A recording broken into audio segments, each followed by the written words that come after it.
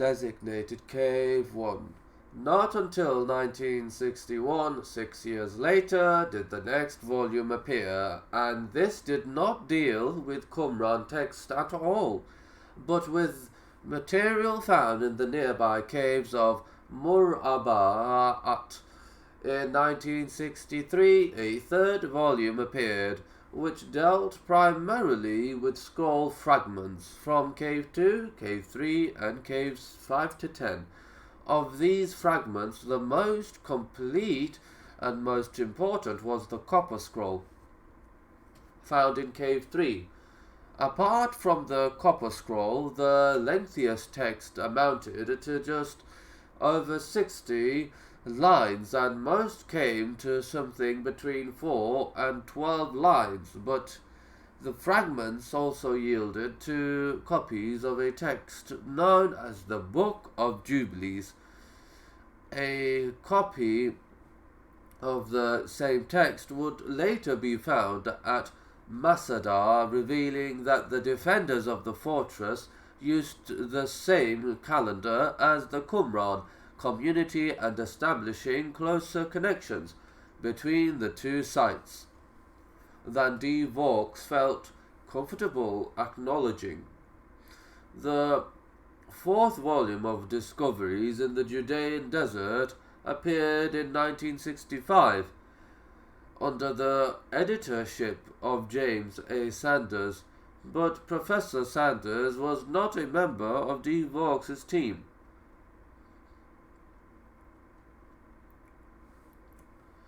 The scroll he dealt with, a volume of Psalms, had been found by the Bedouin in Cave 11 by 1956 and brought along with a number of fragments to the Rockefeller Museum. No purchaser being forthcoming, the material was locked in one of the museum safes, to which no one was allowed access.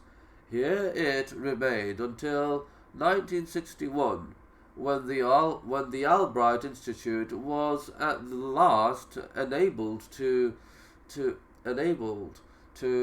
buy it, finance being provided by Kenneth and Elizabeth Bechtel of the Bechtel Corporation, a giant American construction company with many interests in the Middle East, though none in Israel, many connections with the American government, and at least some associations with the CIA.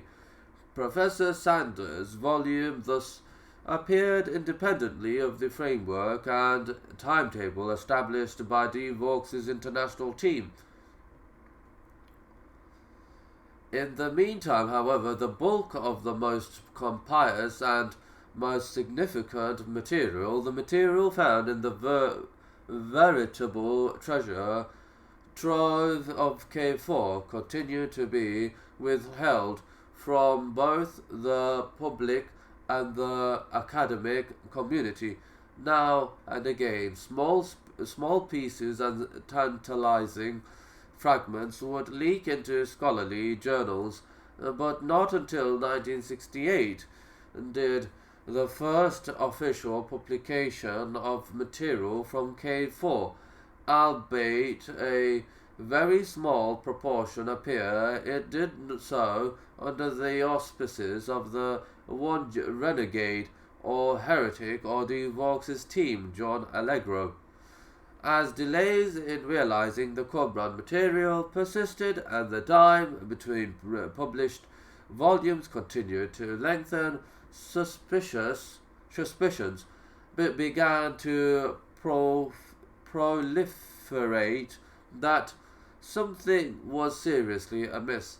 Critics voiced three suspicions in particular.